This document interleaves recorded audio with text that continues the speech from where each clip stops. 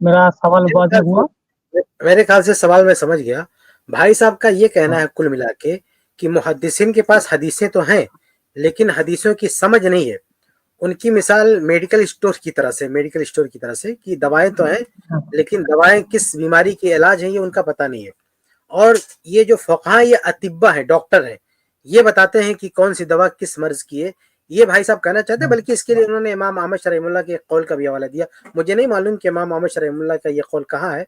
अगर आप इसका हवाला दे दें तो हम उसको चेक कर सकेंगे, वेरीफाई कर सकेंगे कि वाकई इमाम अहमद रहमतुल्लाह ने ऐसा कहा है कि नहीं कहा है। बहुत بعید लगता है उनसे कि उन्होंने ऐसा कहा हो। उनकी पूरी ज़िंदगी आप पढ़े होंगे, तो जो पढ़ा होगा तो बड़ी मुश्किल है कि उनसे ऐसा कौल सादिर हो। असल जो आपका सवाल है उसका जवाब ये है कि भाई मेरे ख्याल से इससे पहले स्ट्रीम में मैं जवाब दे चुका हूँ इसका। इससे पहले भी किसी तरह इसी तरह की कोई बात आई थी। वो जो मैं बार बार कई स्ट्रीम में पेश करता हूँ ना, मैं तो बोर भी हो गया बार बार पेश करते हुए, कि इमाम ठीक है। मोहम्मद और इमाम शाफी रहमुल्लाह का जो मुनाजरा हुआ था, उसमें यही बात तो थी ना, यही बात थी ना कि इमाम शाफी रहमुल्लाह ने खुलासा ये किया था कि भाई जब इमाम मालिक के पास कुरानी तालीमात ज़्यादा हैं, यानी कुरान से मुतल्लिक अहादीस, आसार, तफसीर का इल्म ज़्यादा है और हदीसें भी ज़्यादा हैं, तो जब कुरान ज़्यादा है, हदीस ज़्यादा है, तो जब बात बात आएगी अकल लगाने की, क़ियास करने की, इज्तिहाद करने की, तो जब जिनके पास ये नुसूस ज़्यादा हैं, आसार ज़्यादा हैं, तो वही तो सही तरीके से क़ियास कर पाएगा। जब आपके पास है ही नहीं तो आप ये क़ुव्वत ज़ब्त ये सब लेके क़ुव्वत इस्लाह लेके क्या करेंगे, जब आपके पास है ही नहीं। तो मसला है कि आपके पास जब है नहीं तो कहाँ आप, यानी आपके पास ज़हन है, दिमाग है, वो इस्तिंबात की ताकत है, सब कुछ है, मान लिया आप सब कुछ है, लेकिन अगर आपके पास ये नहीं है, दलाइल नहीं है, तो आप क्या करेंगे? कुछ नहीं कर सकेंगे।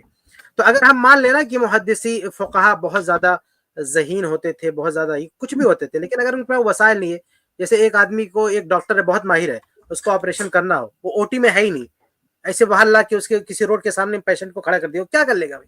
उसके पास कुछ नहीं, वो क्या कर लेगा? तमाम तर महारत के बावजूद भी वो कुछ नहीं कर सकता जब तक कि उसके हाथ में, जब तक कि वो ओटी में ना हो, ऑपरेशन थिएटर में ना हो, उसकी पूरी टीम ना हो, उसकी सारी चीजें मुहैया ना हो, कुछ नहीं कर सकता, अपना सारी सलाहियत लेके कुछ नहीं कर सकता। तो मुहद्दिसीन के पास अगर मान भी लेना कि जहन कम है, किसी तरह से इस्तेलाल की क़ुव्वत कम है, लेकिन चूंकि उनके पास सारी अहादीस हैं, कुरानी आयात हैं, सब कुछ है, ज़्यादा महारत उनको, इसलिए उनका फतवा, उनके अक़वाल जो है उन लोगों की बनिस्बत कहीं ज़्यादा बेहतर होंगे, जो गरचे दिमाग में सलाहियत में उनसे कितने भी आला हो, लेकिन वो कुरान और हदीस के दलाइल उनके पास कम हो। मैं एक हदीस पेश करके बात खत्म करूंगा कि सही बुखारी की हदीस है ना, कि अबू हुरैरा रज़ी अल्लाह तआला अन्हु ने, अच्छा अबू हुरैरा वो सहाबी हैं जिनको इन लोगों ने गैर फ़क़ीह कहा है। किसने? अहनाफ ने। अहनाफ कहते हैं कि अबू हुरैरा गैर फ़क़ीह हैं, इसलिए उनकी रवायत नहीं ली जाएगी। तो अबू हुरैरा रज़ी अल्लाह तआला अन्हु की रवायत है सही बुखारी में कि उन्होंने अल्लाह के नबी सल्लल्लाहु अलैहि वसल्लम से सवाल किया कि या रसूलल्लाह मन असअदुन नासि बिशफ़ाअतिका यौमल क़ियामा, कि अल्लाह के रसूल क़यामत के दिन आपकी शफ़ाअत का हकदार कौन होगा, कौन खुशनसीब होगा जिसकी आप सिफारिश करेंगे। तो अल्लाह के नबी सल्लल्लाहु अलैहि वसल्लम ने जवाब बाद में दिया, पहले अबू हुरैरा की तारीफ की, कहा कि मुझे पूरा यकीन था कि इतना प्यारा सवाल, इतना अच्छा सवाल तुम्हारे अलावा कोई कर ही नहीं सकता। देखिए अच्छा सवाल भी इल्म और फ़ुक़ाहत की दलील है। कहते हैं ना कि अच्छा सवाल करना भी आधा इल्म है, आधा इल्म है। तो सवाल करना भी इल्म होता है, हर आदमी सवाल नहीं कर सकता। इमाम बुखारी रहमतुल्लाह के बारे में आता है कि इमाम तिरमिज़ी के बारे में कहते थे कि मस्तफ़दतु मिनका अक्सर मिम्मा इस्तफ़दत मिन्नी। इमाम बुखारी कहते हैं तिरमिज़ी जितना मैंने तुमसे सीखा उतना तुम मुझसे नहीं सीख पाए। तो इमाम तिरमिज़ी जो बार बार सवाल करते थे अपने उस्ताद से इमाम बुखारी से, तो इमाम बुखारी उस सवालात से उनका जहन खुलता था और काफ़ी उनको सीखने को मिला। तो अच्छा सवाल किसके जहन में आएगा? जो फ़क़ीह होगा, जो ज़हीन होगा, जिसके पास मालूमात होगी, वही अच्छा सवाल कर सकता है। तो अल्लाह के रसूल बहुत खुश हुए, उसके बाद वजह बताई कि तुम्हारे जहन में अच्छा सवाल क्यों आया, लिहिर्सिका अलल हदीस, क्योंकि तुम हदीस के बड़े हरीस हो, यानी तुम्हारी जो हदीस का हिर्स है, हदीस के बड़े जानकार हो, हदीस ढूंढते हो, तलाशते हो, तो उसकी ये बरकत है कि तुम्हारा जहन इतना काम कर रहा है और तुम्हें ये फ़क़ाहत नसीब हुई, कितना प्यारा सवाल तुमने किया। तो अल्लाह के नबी सल्लल्लाहु अलैहि वसल्लम ने तो जमानत दी, अबू हुरैरा की फेक की गवाही की, गवाही दी कि तुमने अच्छा सवाल किया ही इसलिए क्योंकि तुम हदीस के हरीस हो। और आज आप लोग, आज ये बाज अहनाफ ये शोर मचाते हैं कि नहीं वो मुहद्दिसीन को कुछ आता ही नहीं था, ये सारे फ़ुक़हा को पता था, वो दवाई लेके मेडिकल स्टोर खोल के बैठे हुए थे। हालांकि कोई भी आदमी मुहद्दिसीन की किताब उठा के देखे, मुहद्दिसीन अबवाब कायम करते हैं। इमाम बुखारी रहमुल्लाह सबसे बड़े मुहद्दिस हैं। इमाम बुखारी रहमुल्लाह کہ جو تراجم ہے صحیح بخاری میں کہا جاتا ہے فقہ البخاری فی تراجمی، ان کے تراجم ان کی فقہ ہے، بلکہ امام ابن حجر رحمہ اللہ جو محدث بھی ہیں، فقی بھی ہیں، سب کچھ ہے، تقریب التہذیب میں امام بخاری کے بارے میں لکھا ہے کہ جبل الحفظ و امام الدنیا فی فقہ الحدیث. امام بخاری کے بارے میں وہ لفظ کہا ہے، وہ جملہ کہا ہے جو جملہ انہوں نے ائمہ اربعہ کے بارے میں بھی نہیں کہا ہے.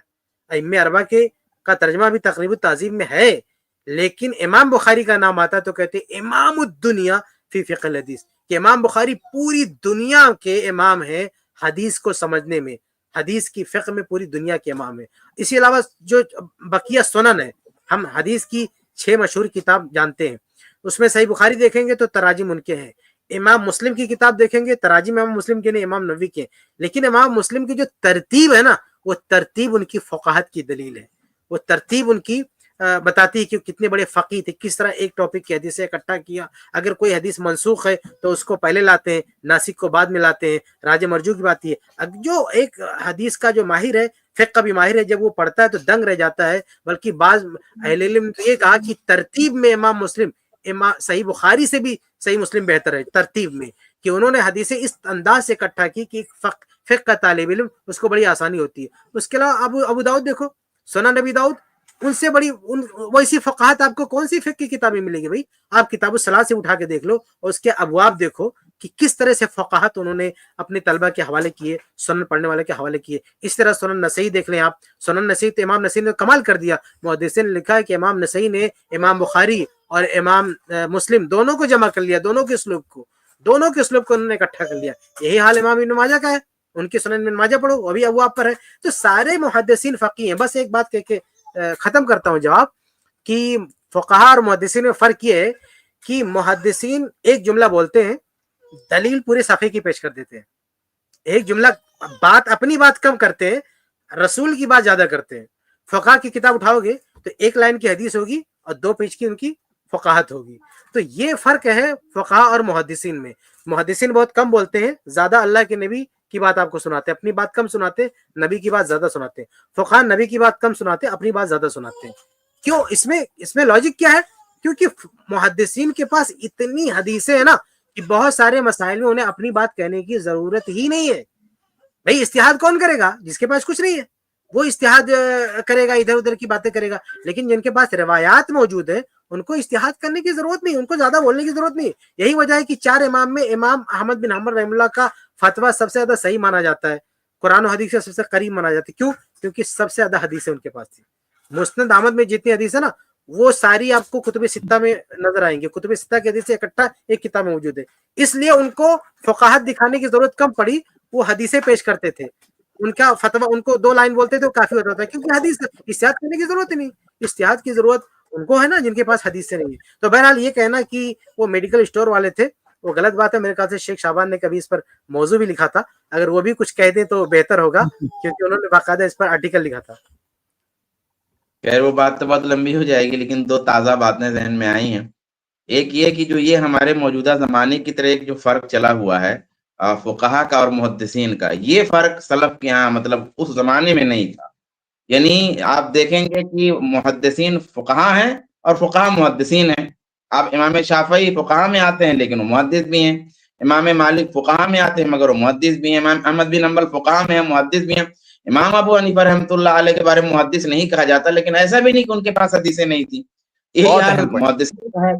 تو یہ بالکل غلط بات ہے. ہمارے موجودہ جو کنسپٹ ہے، موجودہ کنسپٹ تخصص کا دور ہے اسپیشلائزیشن کا، اس کے لحاظ سے اگر ہم یہ سوچتے ہیں کہ فقیہ گویا کوئی الگ ہے اور محدث الگ ہے، یہ پہلی بات درست نہیں ہے. ہاں اتنی بات ہے کہ کوئی معروف فی الفقہ ہے، کوئی معروف فی الحدیث ہے. یعنی کوئی حدیث میں معروف ہے، کوئی فقہ میں معروف ہے. اسی طریقے سے حدیث کی کچھ خاص باتیں ہوتی ہیں اور فقہ میں بھی کچھ خاص باتیں ہوتی ہیں. تو جو ان خاص باتوں میں نمایاں ہو گیا وہ محدثین کے زمرے میں گیا، اور جو فقہ کی خاص باتوں میں نمایاں ہو گیا وہ فقہا کے زمرے میں چلا گیا. یہ ایک بات. دوسری بات یہ ہے کہ جو یہ بات حضرات کہتے ہیں یہ جو ہے ان کو کنفیوژن ہو رہا ہے، یعنی کہ ان کو کہنے والوں کیا اصل میں یہ راوی اور محدث کا فرق بھول جاتے ہیں. جب یہ کہتے ہیں کہ فقہا طباء ہیں یعنی ڈاکٹر ہیں اور محدثین میڈیکل اسٹور والے ہیں، تو حدیث کے مسئلے میں 2 اصطلاحیں گڑبڑ کر دیتے ہیں. اصل میں محدث ایک الگ چیز ہے اور راوی ایک الگ چیز ہے. محدث اس کو کہتے ہیں جس کے پاس میں روایت بھی ہو اور روایت کی درایت یعنی سمجھ بھی ہو. تو روایت اور درایت کا جب جامع ہوگا اور اس کے اور بھی مراتب ہے تب وہ محدث ہوگا. لیکن کوئی بھی دنیا میں ایک شخص ہے جس نے ایک روایت کہیں سنی اور بیان کر دی اور محدثین کے یہاں اس کا نام آ گیا تو وہ راوی ہے. تو وہ جو راوی ہے صرف وہ ٹھیک ہے میڈیکل اسٹور والا ہو سکتا ہے, لیکن جو محدث ہے وہ میڈیکل اسٹور والا نہیں ہے. ان دونوں باتوں میں گڑبڑ نہیں ہونے دینا چاہیے ہمارے بھائیوں کو. اللہ تعالیٰ ہدایت دے. مجھے اچھا ایک بات اور ہے, یہ کسی نے لکھا نا کمنٹ میں, ابھی میں دیکھ رہا تھا, ایک منٹ پہلے سے ہی محدث اور فقیہ الگ الگ رہے ہیں. دیکھیے اس جملے کو ہم اس اعتبار سے صحیح مان سکتے ہیں کہ فقہا کا شمار بعض لوگوں نے فقہ میں جو ائمہ کو گنایا ہے وہ الگ الگ گنایا ہے, جب محدثین کا گناتے تو الگ الگ گناتے ہیں. دونوں کو جو کتابیں ہیں طبقات المحدثین اس میں الگ نام آتے ہیں, طبقات الفقہاء اس میں الگ نام آتے ہیں. تو اس کی وجہ یہ ہے نا کہ مہارت دونوں میں ہے, لیکن ایک آدمی نے ایک شخص نے کام کس میں زیادہ کیا ہے. تو امام بخاری رحم اللہ پر حدیث غالب ہے, یعنی وہ حدیث کے فن میں رجال کے فن میں بہت زیادہ کام کیے, تو ان کو فقیہ کے طور پہ اتنا نہیں بیان کیا جاتا ہے, لیکن وہ فقیہ ہے, امام الدنیا فی فقہ الحدیث کا ہے. تو ایسے ہی بعض فقہا ہیں وہ حدیث بھی جانتے تھے, جیسے امام شافعی رحم اللہ ہے. ظاہر سی بات ہے کہ فقیہ میں ان کا شمار ہوتا ہے, لیکن کیا امام شافعی رحم اللہ جو ہے محدث نہیں تھے؟ محدث تھے. امام احمد بن حنبل رحم اللہ کا فقیہ کے طور پہ شمار ہوتا ہے, تو کیا وہ محدث نہیں تھے؟ تو امام شافعی رحمہ اللہ دیکھیے حدیث جانتے تھے, لیکن حدیث کے ساتھ ساتھ زیادہ انہوں نے جو محنت کی ہے اور زیادہ جو انہوں نے کام کیا ہے وہ فقہی اعتبار سے کام کیا ہے, فتوے کا کام کیا ہے, لوگوں کی رہنمائی کی ہے, لوگوں کو اصول بیان کیے. تو اس اعتبار سے الگ الگ کیٹیگری بن جاتی ہے کہ فقہا کی کیٹیگری اور محدثین کی کیٹیگری. لیکن اس کا یہ مطلب نہیں ہے کہ جن کو فقیہ کہا جا رہا ہے وہ حدیث نہیں جانتے تھے. فقیہ حدیث بھی جانتا تھا جیسے امام شافعی, اور یہ مطلب بھی نہیں ہے کہ جن کو محدث کہا جا رہا ہے وہ فقہ نہیں جانتے, جیسے امام بخاری محدث کہا جاتا ہے. عام طور سے ان کا تعارف محدث کے حیثیت سے ہوتا ہے, لیکن وہ فقہ بھی جانتے تھے, بلکہ پوری دنیا کے فقہا کے وہ امام تھے. ماشاءاللہ یہ سوال کا زبردست جواب آ گیا. آج کے زمانے میں بھی ان کے علماء ہیں جو چند حدیثیں جانتے ہیں, یعنی 100 حدیث یاد ہوگی, 150 حدیث, 200 حدیث, 500 حدیث یاد ہوگی, اگر کچھ حدیثوں پہ نظر ہوگی بس ان کو اور مسئلے کا کام کرتے ہیں, تو وہ ان کے نزدیک فقیہ ہو جاتا ہے. جبکہ تھوڑی سی حدیثیں ہیں, جن کے پاس ڈھیر ساری حدیثیں رہے ہوں گی وہ کیسے رہے ہوں گے. یا جو ہے تھوڑا سا فقہ ہے, یعنی ایک درس نظامی پڑھا ہے اور کچھ کتابیں لکھا, کچھ مسائل لکھا, تو اس کو محدث یا فقہ کے زمرے میں لا دیتے ہیں. تو پھر جو اس زمانے کے محدثین تھے جو اتنی ساری حدیثیں جانتے تھے, اتنا سارا علم ان کے پاس تھا, وہ کیسے نہیں فقیہ ہوں گے. یہاں 100, 150, 200 حدیث جان کر کے لوگ جو ہے فقیہ الاسلام, متکلم اسلام لکھتے ہیں لوگوں کو, تو محدثین کیسے نہیں ہو رہے ہوں گے. مطلب کتنی عجیب بات. اچھا ایک مزے کی بات یہ ہے کہ فقہ کی کتابیں پڑھو نا تو کبھی کبھی لگتا ہے کہ ایک فقیہ بہت محنت کرتا ہے ایک روایت سے استدلال پر, یہ دنیا بھر کی بحث چھوڑ دیتا ہے, آخر میں پتا چلتا ہے وہ حدیثی ضعیف ہے. تو یہ ان کی محنت بہت ضائع ہوتی ہے.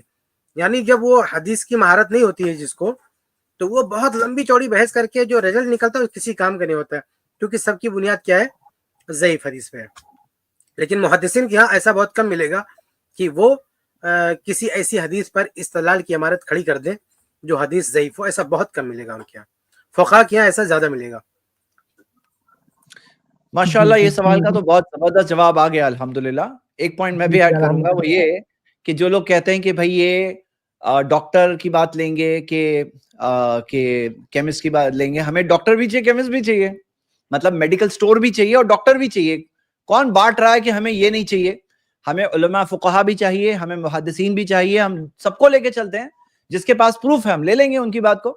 تو جو لوگ کہتے ہیں کہ نہیں ہم تو فقہا کی بات لیں گے, ہمیں تو ڈاکٹر چاہیے, میڈیکل سٹور نہیں چاہیے, یہ کتنی غلط بات ہے. ہمیں سب چاہیے, سب کو لیتے ہیں ہم الحمدللہ. کتنی سمپل سی بات ہے. چلیے امید کرتا ہوں آپ کو جواب ملا ہوگا انشاءاللہ.